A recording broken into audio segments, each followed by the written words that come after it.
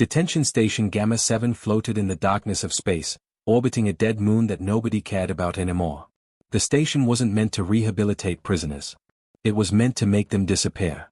Forgotten. Out of sight, out of mind. That's how the Vraxian Confederacy liked it. The place looked exactly like what it was, cold, cruel, and efficient. Metal corridors stretched endlessly, lit by harsh blue lights that never dimmed. The air recyclers hummed constantly, filling every corner with a low mechanical drone that drove some prisoners mad within their first year. Everything smelled like disinfectant and rust. Everything felt hostile. Elder Kelthis had been here for 15 years now. 15 long years for crimes he didn't commit. The Yothrans were once a respected species, known throughout the galaxy for their philosophers and historians. They lived for centuries, their minds growing sharper even as their bodies slowly failed them. Kelthis was over 300 years old, which meant his exoskeleton had started cracking, his joints grinding like old machinery, and his forearms barely had the strength to lift a drinking cup anymore. But the station didn't care about any of that. Every single day, Kelthis had to crawl from his cell to the medical dispensary. 200 meters. That might not sound like much, but when your body is falling apart and every movement sends shooting pain through your limbs, it might as well be 200 miles. The dispensary held his medication, the pills that kept his respiratory system working, that stopped his organs from shutting down. Without them, he'd be dead within a week.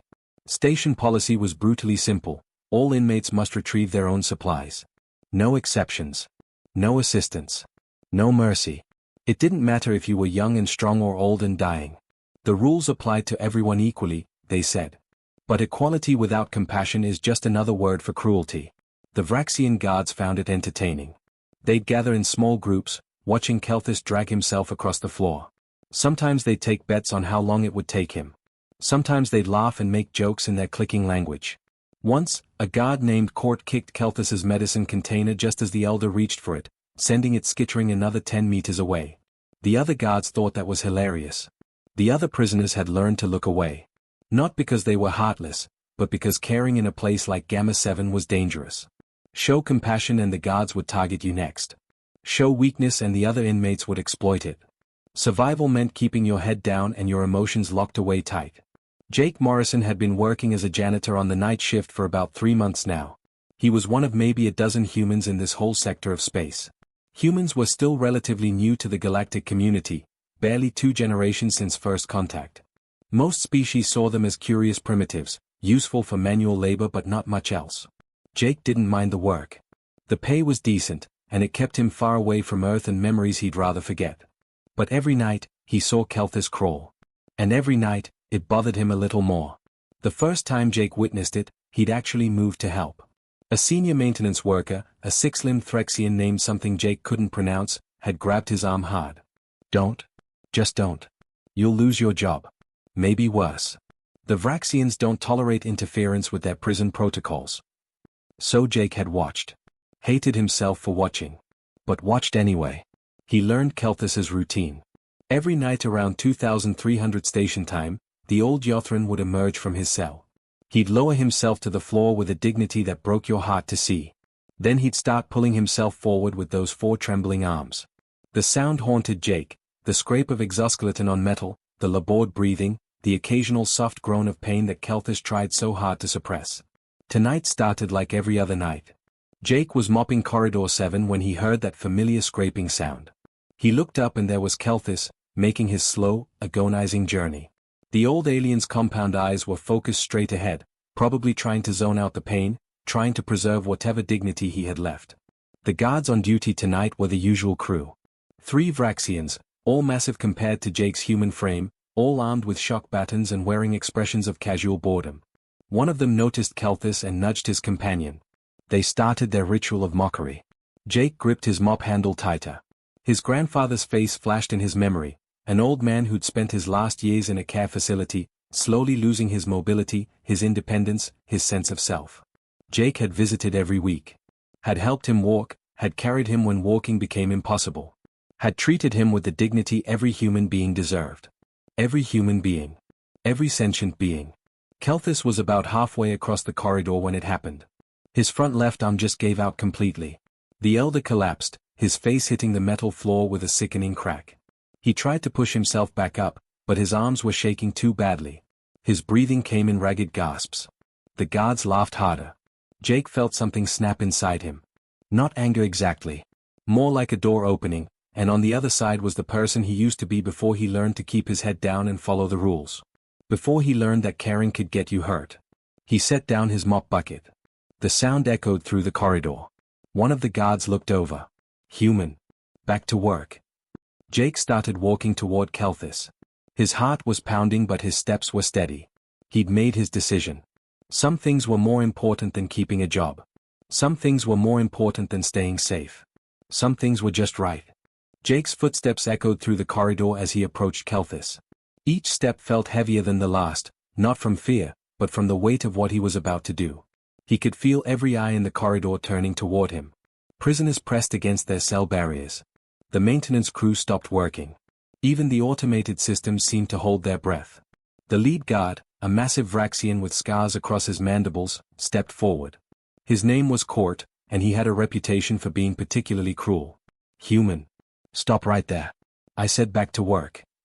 Jake kept walking. His hands were steady now. Funny how clarity came when you finally decided to do the right thing, consequences be damned. Did you not hear me, Janitor? Court's voice rose, that clicking anger that Vraxians got when their authority was challenged. Step away from the prisoner. This is your final warning. Jake reached Kelthis and knelt down beside him.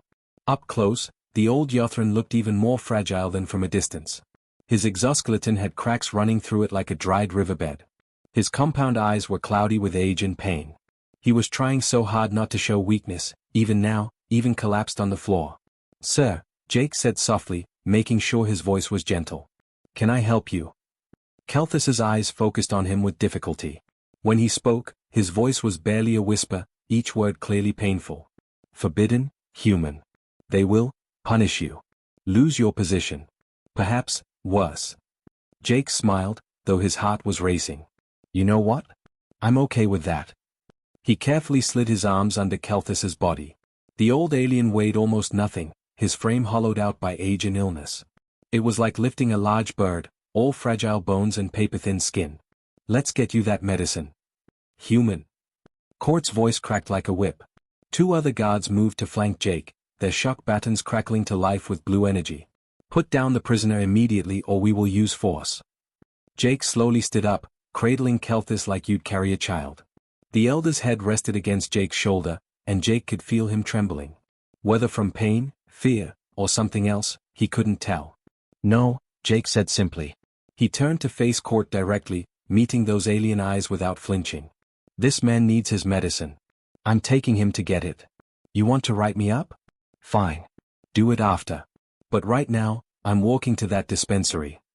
The corridor had gone completely silent. In 15 years, nobody had ever challenged the guards like this. Nobody had ever dared. Court moved closer, his bulk blocking Jake's path. You misunderstand your position here, human. You have no authority. No protection. You are a janitor. Expendable. You follow orders or you suffer the consequences. Jake could feel his pulse in his throat, but he kept his voice calm. Maybe I am just a janitor. But I'm also a human being. And where I come from, we don't let old folks suffer just because some rulebook says we're supposed to. Something flickered in Court's eyes. Confusion, maybe. The concept seemed foreign to him. Besides, Jake continued, his grip tightening protectively around Kelthis, everyone's watching right now. Every prisoner in this corridor. Every camera in this station. You really want to beat up a janitor for helping an old man get his medicine? That's the story you want spreading through this place. It was a gamble. Jake had no idea if Vraxians cared about optics or reputation. But he'd noticed something in his 3 months here. The guards controlled through fear, yes, but also through a carefully maintained image of absolute authority. Crack that image, even a little, and things could get complicated for them. Court's mandibles clicked rapidly, a sign of agitation. His shock baton hummed in his hand. For a long moment, Jake thought he was about to get a face full of electrical current. Then Court stepped aside. Just barely. Just enough for Jake to pass. But he did it. This isn't over, human, Court growled. The warden will hear about this. There will be consequences. I'm counting on it, Jake replied, and started walking. The journey to the medical dispensary felt like it took forever. Every step was watched. Jake could hear whispers starting behind him, prisoners talking in a dozen different languages. He couldn't understand most of the words, but he understood the tone. Surprise. Disbelief. Something that might have been hope. Kalthus shifted slightly in Jake's arms. Why? The old Yothran whispered. Why risk everything for me? You don't know me. We're not even the same species. Jake thought about how to answer that. How do you explain humanity to someone who'd never experienced it? How do you put into words something that should be universal but somehow wasn't? Back on Earth, Jake said quietly, I had a grandfather. Watched him get old, watched his body fail him just like yours is failing you. And you know what killed him? Not the disease. Not the age. It was the loss of dignity.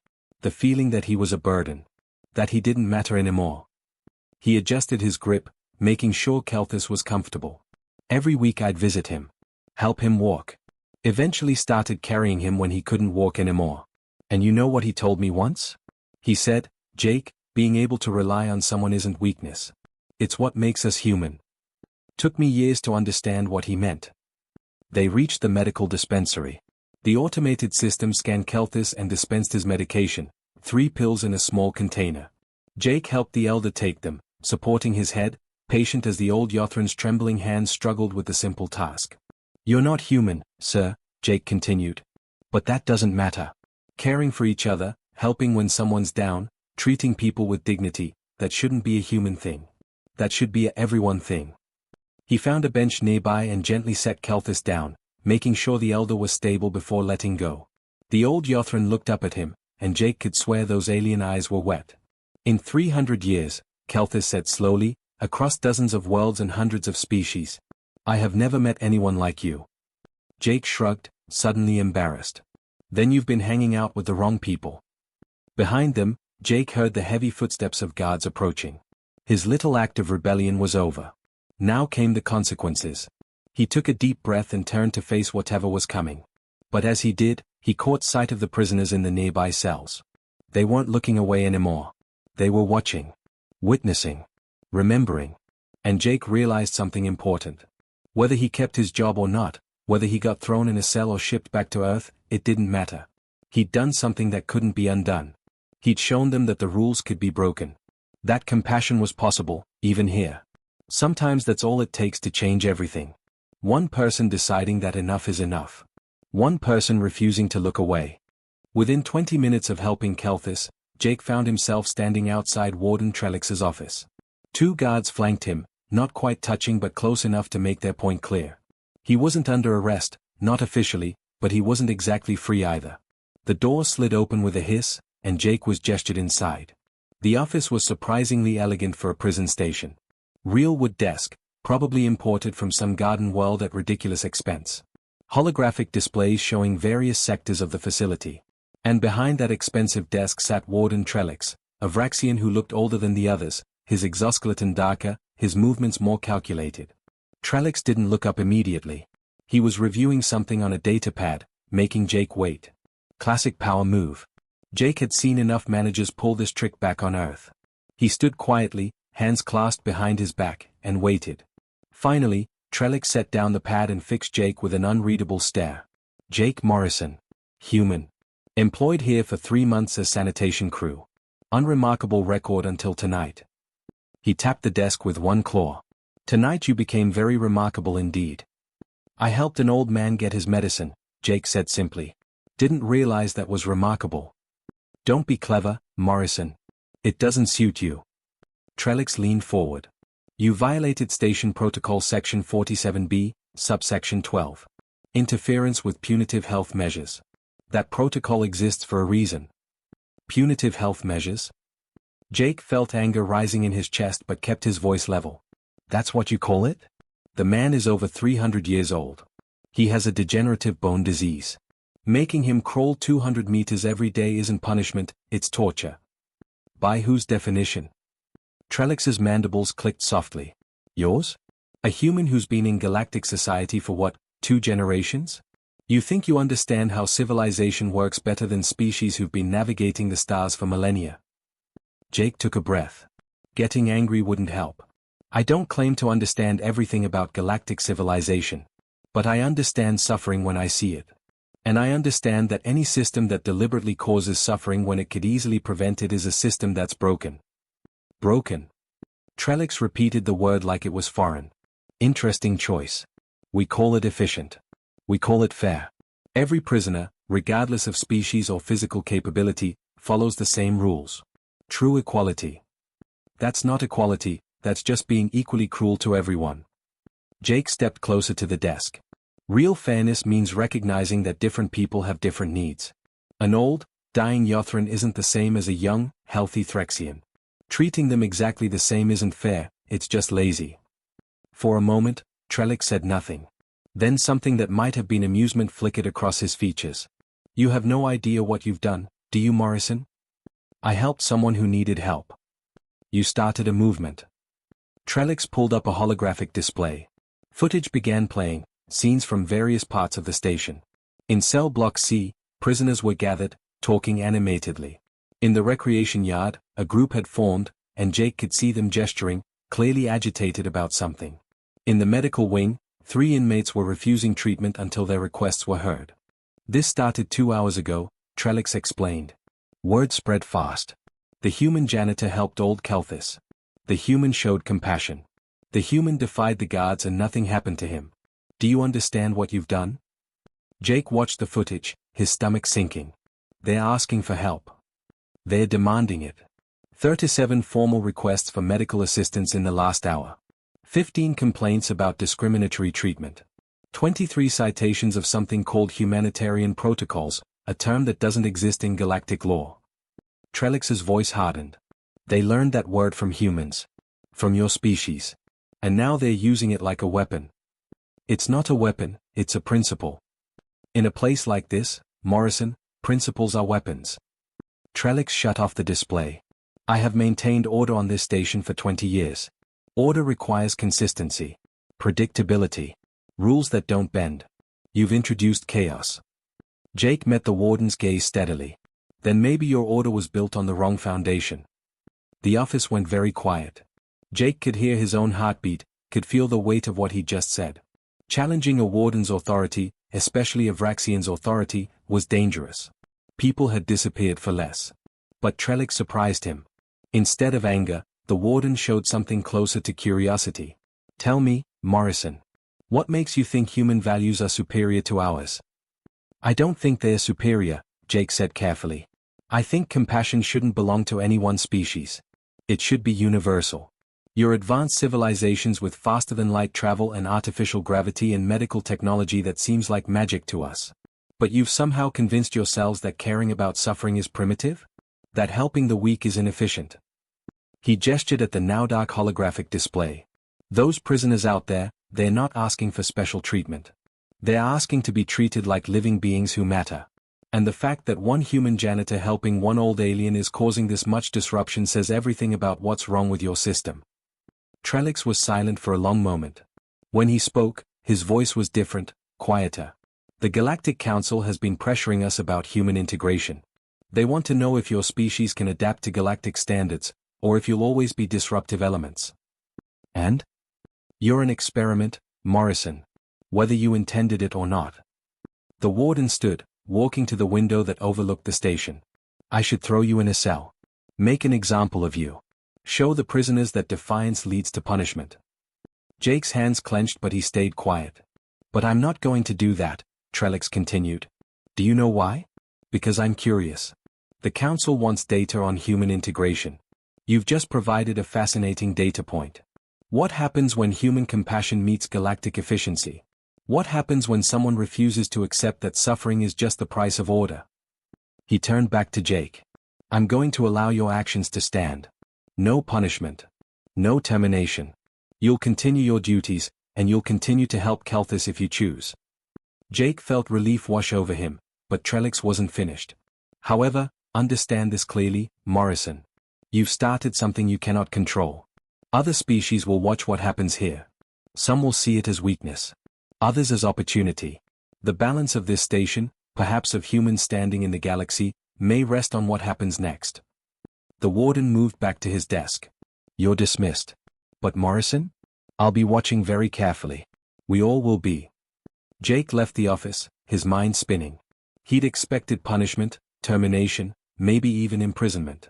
Instead, he'd been given something far more complicated, permission to continue, with the weight of consequences he couldn't fully understand.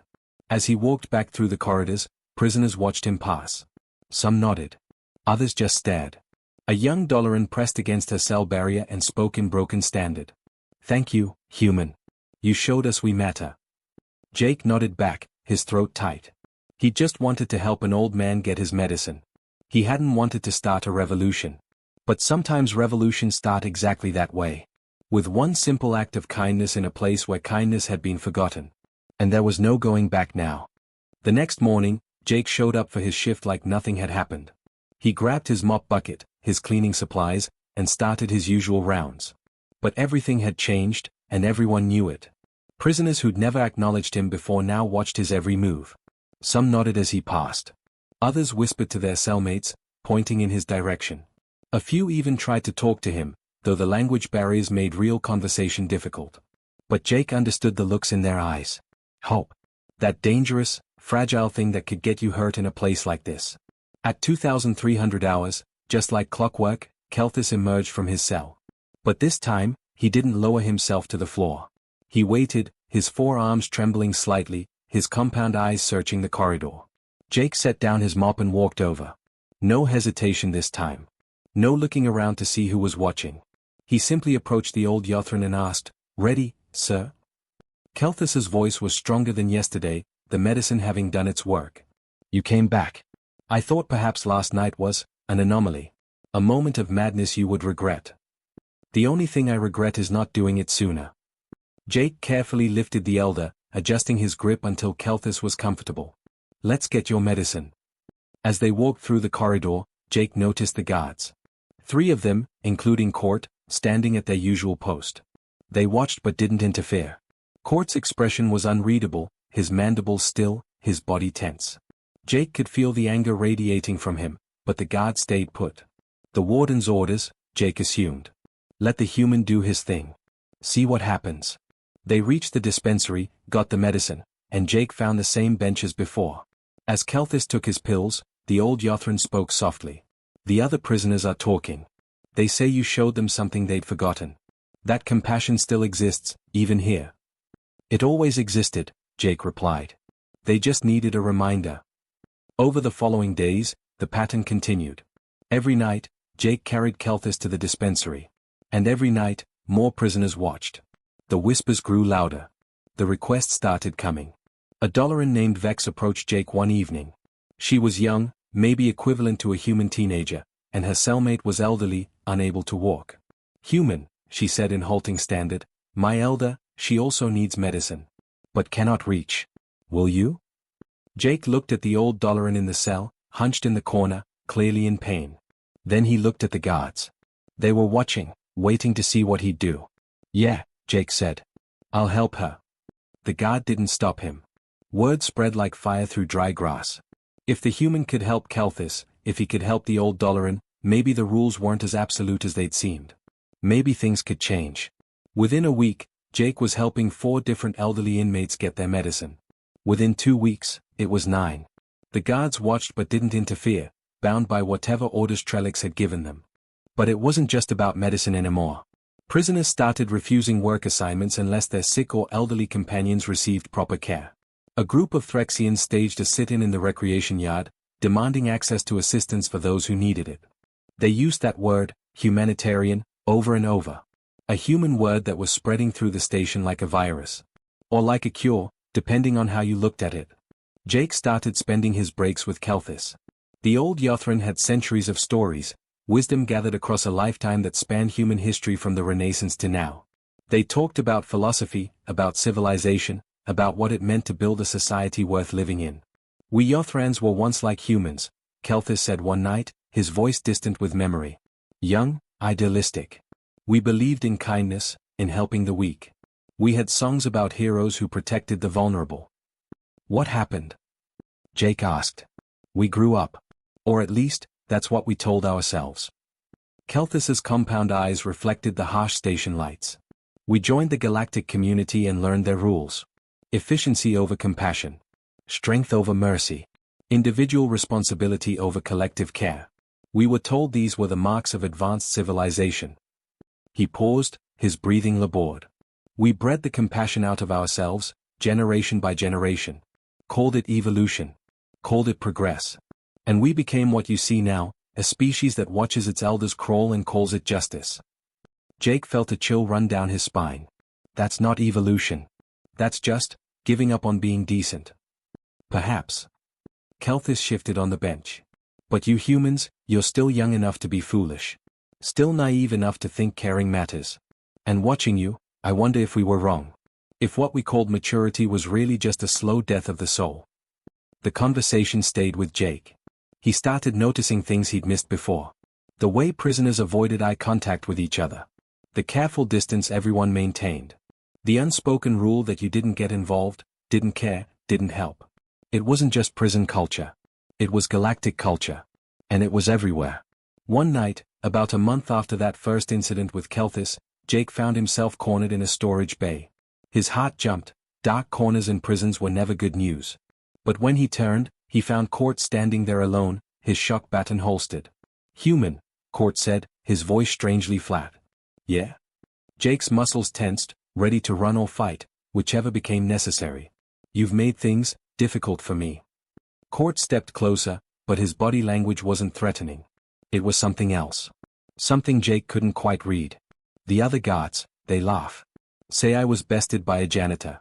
Say a human showed more strength than a Vraxian enforcer. Jake stayed quiet, letting Court talk. "But that's not why I'm here." The guard's mandibles clicked slowly, a sign of distress in Vraxian body language. "My father was a prisoner. Different station, but same system. He grew old, grew weak. I was young, newly trained as a guard. I followed the rules. Watched him crawl every day for his medicine. Watched him suffer." Court's voice dropped to barely a whisper. "He died crawling. Collapsed halfway to the dispensary. Heart failure. I was on duty. I stood there and watched him die because helping him would have violated protocol." Jake felt his chest tighten. "I'm sorry." "Don't be sorry." Court's eyes met Jake's, and there was something raw in them. "Be angry. Because I am. I've been angry for 20 years. Angry at the rules. Angry at the system. Angry at myself." He paused. "And then you came along and did what I should have done. What any decent being should have done." The guard turned to leave, then stopped. "I hate you, human. I hate you because you make me remember what I am. What I chose to become." His voice cracked. "But I also wish there had been someone like you when my father needed help." Court walked away, leaving Jake alone in the storage bay, shaking. The cost of compassion, he realized, wasn't just personal. It forced everyone around you to confront their own choices. Their own failures. Their own humanity, or lack of it. And that was terrifying for people who'd spent lifetimes convincing themselves that not caring was okay. Jake leaned against the wall, suddenly exhausted. He just wanted to help an old man.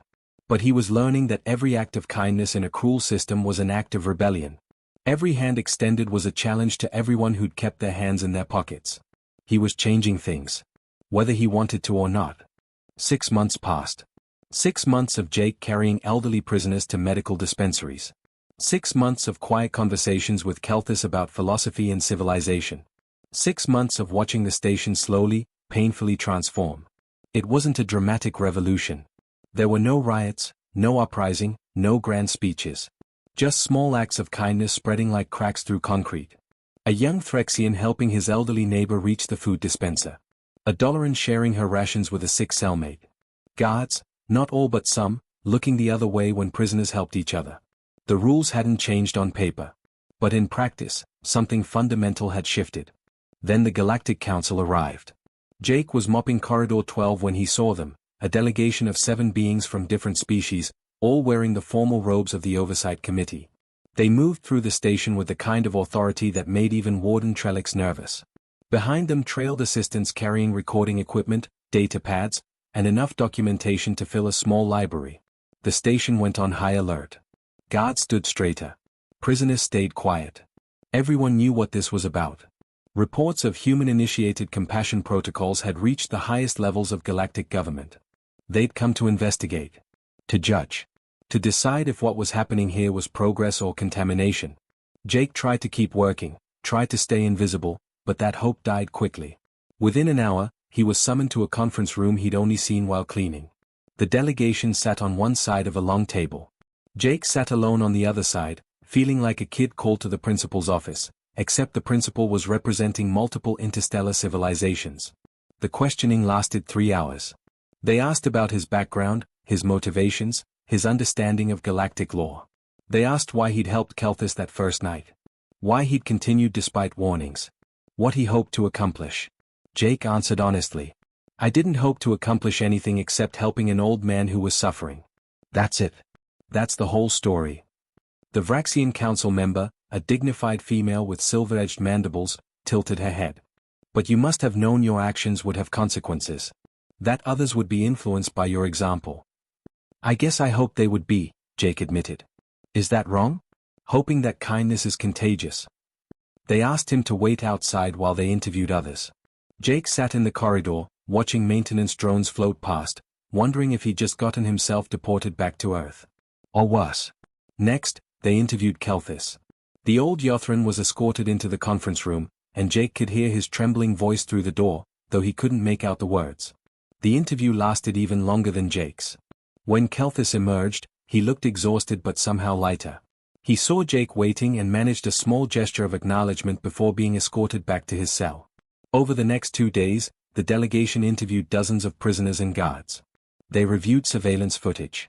They analyzed the station's incident reports, medical records, and efficiency metrics. They turned Jake's simple act of carrying an old alien into a case study with charts and graphs and statistical analysis. On the third day, they called a station-wide assembly. Every prisoner who could physically attend was brought to the main recreation hall. Guards lined the walls. Warden Trellick stood off to one side, his expression carefully neutral. Jake was positioned near the front, feeling hundreds of alien eyes on his back. The head of the delegation, a being from a species Jake didn't recognize, all flowing robes and bioluminescent skin, stepped forward to speak. Their voice came through the translation system, measured and formal. We have completed our investigation into the events at Detention Station Gamma 7. We have reviewed extensive testimony and evidence regarding the actions of human sanitation worker Jake Morrison and their subsequent effects on station operations and prisoner welfare. Jake's heart hammered in his chest. The Galactic Council recognizes that human integration into our broader civilization presents unique challenges. Humanity brings different cultural values, different ethical frameworks, different assumptions about social responsibility. Here it comes, Jake thought. The part where they say humans don't fit, can't adapt, need to be isolated or re-educated or sent back to their little corner of space. However, the delegate continued, and Jake's head snapped up at that word, we also recognize that diversity of perspective is essential to civilizational growth. What humanity calls compassion, what you have demonstrated here, is not unknown to our species. It is simply forgotten. Bred out. Efficiently eliminated in favor of other priorities. The delegate's bioluminescence pulsed, colors shifting. We have spent millennia optimizing our societies for productivity, order, and logical resource allocation. In doing so, we have created systems that function smoothly but lack something fundamental. Something this human janitor reminded us we lost. Jake could hardly breathe. Effective immediately, Detention Station Gamma 7 will implement new humanitarian protocols.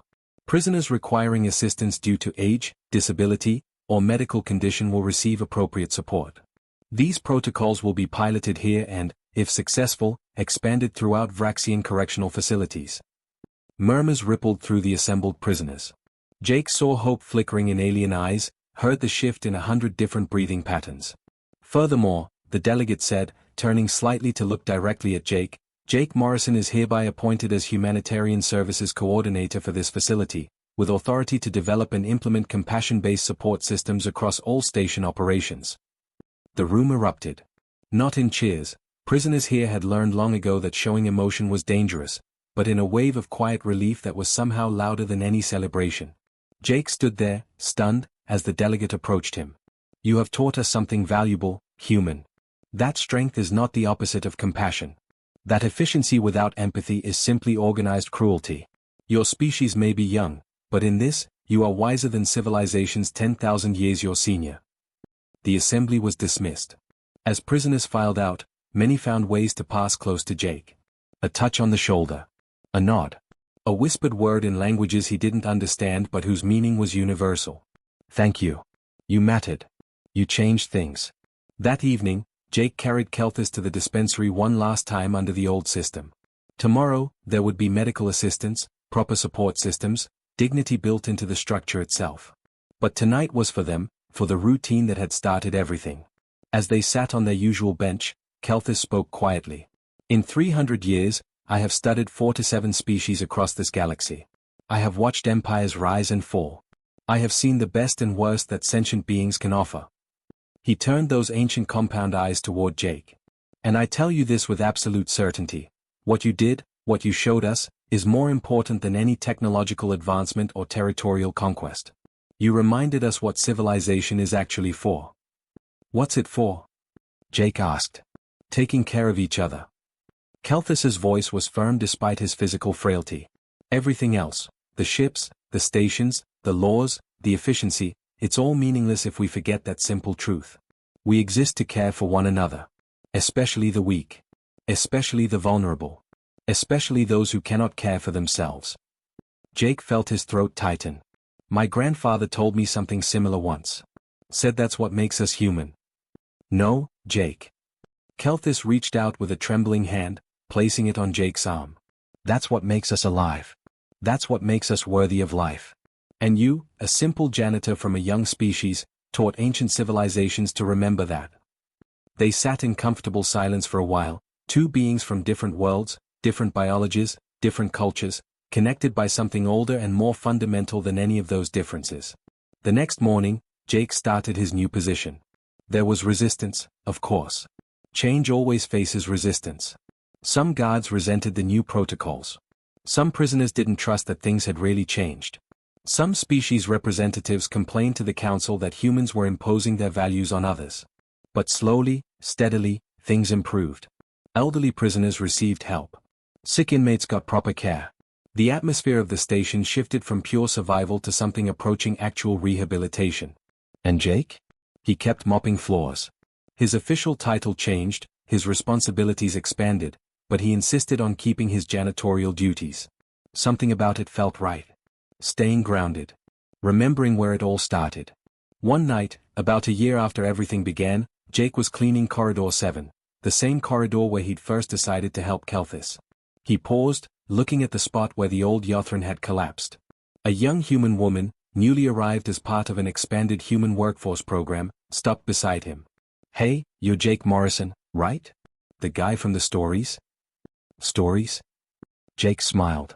What stories? About the janitor who changed the galaxy. She laughed. They teach about you in the integration courses now. Use you as an example of human values influencing galactic culture. Jake shook his head, embarrassed. I just helped an old man get his medicine. That's all. Yeah, she said softly. That's all. That's everything. She walked away, leaving Jake alone with his mop and his memories. He thought about Kelthus, who'd been released months ago, his false charges finally overturned. The old Yothran had returned to his homeworld, but they still exchanged messages sometimes. Long, rambling discussions about philosophy and the future of civilization. He thought about Court, who'd requested transfer to a different facility and was reportedly implementing similar humanitarian protocols there. He thought about all the small kindnesses spreading through the station and beyond, like ripples from a stone dropped in still water. And he thought about his grandfather, who taught him that caring for others wasn't weakness. It was the whole point of everything. Jake picked up his mop and continued cleaning.